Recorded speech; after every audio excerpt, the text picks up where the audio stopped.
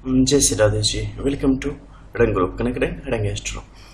देखो, जब भी आपकी गुरु के इस पर्वत क्षेत्र से कुछ खास रेखाएं ऊपर की तरफ बढ़े तो इसके बहुत ही व्यापक मायने होते हैं। खासकर इस मध्य के क्षेत्र से कहीं भी एक गहरी रेखा निकल के और आधे पर्वत क्षेत्र तक आती है तो ये स्पिरिचुअली यानी कि आध्यात्मिक तौर पे जो आपकी एक उन्नति है, आपकी एक मानसिक स्थिति है और जहाँ तक आपको पहुँचना है उसे दर्शाने का काम करती है। ये रेखा जितनी स्वतंत्र और जितनी लंबी होगी, जातक के जीवन में आध्यात्मिक उन्नति और यात्रा उतनी ही बड़ी और बृहद होगी। ये कैसे होता है? देखो, स्वतंत्र किस प्रकार होना चाहिए, यानी कि इस पर कहीं से भी कोई यवलाकृति की स्थिति ना होवे, किसी रेखा ने इसे आपस में काट न दिया होवे, कहीं से भी ये खंडित ना होवे।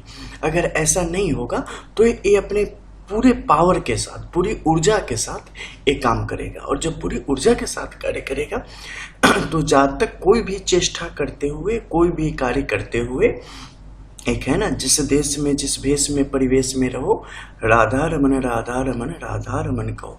बिल्कुल उसी प्रकार से जिस भी परिस्थिति में होते हैं, ये सत्य निष्ठा को, ईमानदारी को, प्रेम को, सत्य को, करुणा को बढ़ाने वाले होते हैं और परम शक्ति के प्रति पूर्ण रूप से समर्पित होते हैं। अब यही इस हथेली में, जैसा कि आप देख पा रहे हैं, मान लो किसी व्यक्ति की हथेली में ऐसा हो कि हृदय रेखा इस क्षेत्र से पट के आई है, ऊपर की तरफ गई है। मध्य के क्षेत्र में कई सारी रेखाएं निकली है, जैसे एक ऊपर एक नीचे। गौर से देखोगे तो सबकी सामान्य लंबाई है, एक त्रिशूल के रूप में आप इसे यहाँ पर निश्चित तौर पे देख सकते हो। लेकिन कुछ सहायक रेखाओं ने फिर से इसे यहाँ पर ग्रस लेने का काम किया है और इसके अधीन एक बड़ी ही बृहद त्रिशूल की स्थिति को इसने दिखाने का काम किया है। ये भी हालांकि उसी तरीके से काम करता है। पता, जब भी किसी व्यक्ति की हथेली में, मान लो यहाँ पे एक गुरु का पर्वत क्षेत्र है, इसमें देख लो गुरु का पॉइंट कहाँ पे सबसे ज्यादा उभरा हुआ है, यानी कि एकदम बिल्कुल अपने संधि क्षेत्र में, नो मैंस लैंड में, जहाँ से दूसरे ग्रह का यानी कि सैटर्न का एरिया शुरू होता है। अब यहाँ पे होने से क्या होता है, ऐसे व्यक्ति आंतरिक तौर पर अत्यधिक ज्ञानी भी होते हैं। ठीक है, इसका वैवाहिक जीवन पर तो पड़ता ही है। जब भी ऐसा होगा, वैवाहिक जीवन में आपके कई सारे प्रपंच आएंगे, विलंब के योग बनेंगे, कैरियर में भी आपके लिए बहुत ही मुश्किल स्थिति बनी रहेगी। इनफैक्ट कि एक लंबे समय तक आपको पता ही नहीं रहेगा कि मुझे क्या करना चाहिए, किस तरफ जाना चाहिए, और जिसमें आप जाना चाहेंगे उसमें आपके लिए बड़ी मुश्किल हो जाएगी। मोस्टली आप गलत ट्रैक पर दौड़ रहे होंगे, इसलिए असफलता मिल रही हुई। तो इसके कई सारे लॉस और बेनिफिट्स हैं। तो अब यहाँ पे क्या हो रखा है कि इस क्षेत्र में जैसे ही आएगा ना, व्यक्ति बड़ा पहना होगा।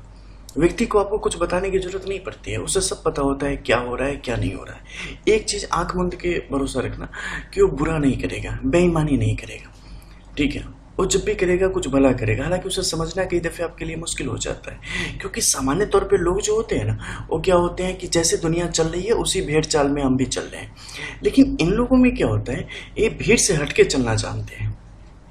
ऐसा नहीं है कि सब बोले कि एक ही नारा बोलने लगे तो इसका मतलब कि हम भी उसी के भीड़ में शामिल हो जाएंगे। मोस्टली लोग भीड़ में ही शामिल होना चाहते हैं, क्योंकि वो अपना अकल का यूज ही नहीं करना चाहते, अपने ब्रेन का यूज ही नहीं करना चाहते। लेकिन ये ऐसा नहीं करते हैं, ये जगे हुए होते हैं, ये मुर्दे नहीं होते, ये जिंदा होते हैं। तो इस कारण जब सारे लोग एक जैसे हो जाएंगे, एक दो बंदा अलग किस्म का हो जाएगा तो सारे मिलकर तो उसे ही पागल बोल देंगे। तो बिल्कुल वैसी कंडीशन यहाँ पे आ जाती है। लेकिन ये लोग बहुत ही अच्छे होते हैं और हमेशा आपके सपोर्ट में होते हैं। अब देखो, हम जिस बात पे बात कर रहे थे कि इस क्षेत्र में अब यहाँ पे आ गया क्रॉस का। क्या है कि जुपिटर के इस माउंट पे जहां भी क्रॉस का साइन बनता है वो आपके लिए अत्यधिक शुभ फलों को बढ़ाने का काम करता है। ये व्यक्ति अपने लाइफ में स्टेबल होता है, पकड़ मजबूत होती है, बेस स्ट्रांग होता है और चाहे जितनी भी तेज हवाएं चले, इनका आशियाना नहीं उड़ेगा। इनका घरौंदा हमेशा धरती को पकड़ के रखेगा, ग्रिप अच्छी बनी रहेगी। तो इससे क्या होता है कि एक लंबे संघर्ष के पश्चात जीवन में शांति आती है, लो टाइड आती है, लहरें कमजोर पड़ती है और जीवन सही तरीके से आगे की तरफ बढ़ता है। इसके अलावा संस्कार, प्रेम वगैरह जो भी चीजें हमने बताई हैं, उन सब का इनके ऊपर प्रभाव रहता है। प्रभु की असीम कृपा होती है। ठीक है, देखो, प्रकृति और प्रभु दोनों अलग अलग पृथक तत्व हैं। ठीक है, प्रभु होते हैं भक्तवत्सल और प्रकृति होती है जड़। सरकार मतलब ऐसा समझ लो ना कि 2+2 करोगे तो 4 देगी। तो प्रकृति नेचर क्या है, जो दोगे ना, जैसा कर्म करके दोगे वही वापस आपको करेगी।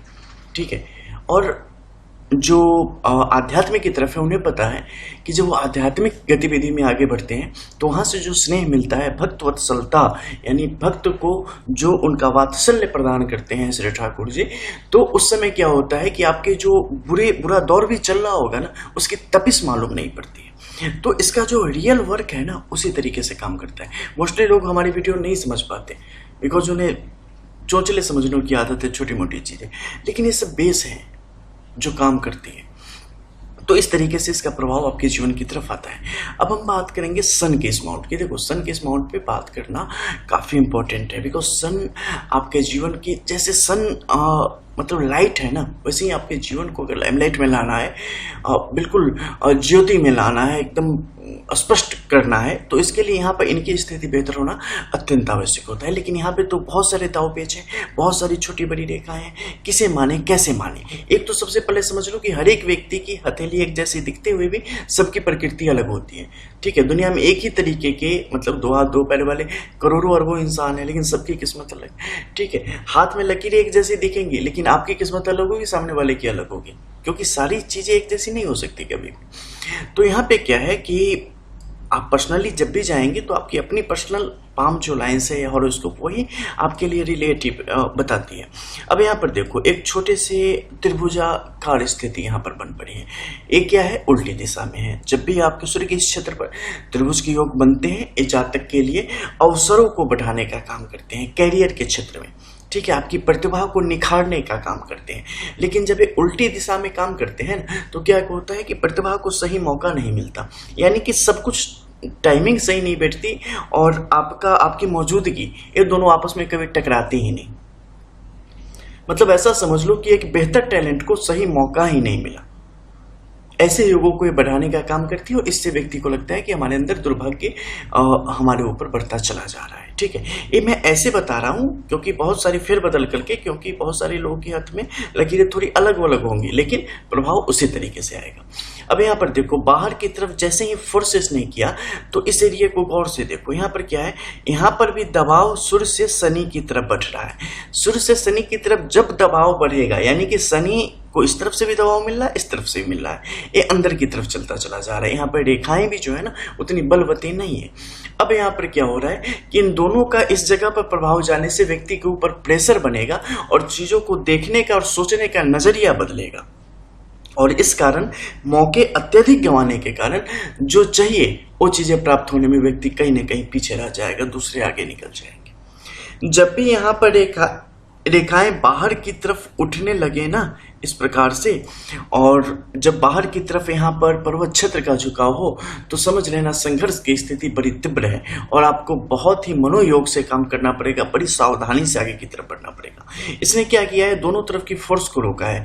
बुद्ध यानी कि आपके बुद्धि, विवेक, चीजों को समझने का तरीका, नजरिया, इन सब को प्रभावित करने का काम करता है। इन सब पर कहीं ना कहीं अंकुश लगना शुरू हो गया है और ये सही तरीके से काम नहीं कर पा रहे हैं। बिकॉज आप कितना भी कुछ लगा लो ना, कितनी भी आपके अंदर बुद्धिमानी हो, लेकिन अगर आपके हृदय में चमकने की ललक है और आप चमक नहीं पाए सब कुछ लेके भी, तो वो आपको डिस्टर्ब करेगी, वो आपको डिप्रेशन की तरफ ले जाएगी, वो आपके सोचने की, बोलने की क्षमता को प्रभावित करेगी, और वही यहां पर प्रभावित करने का काम कर रहा है।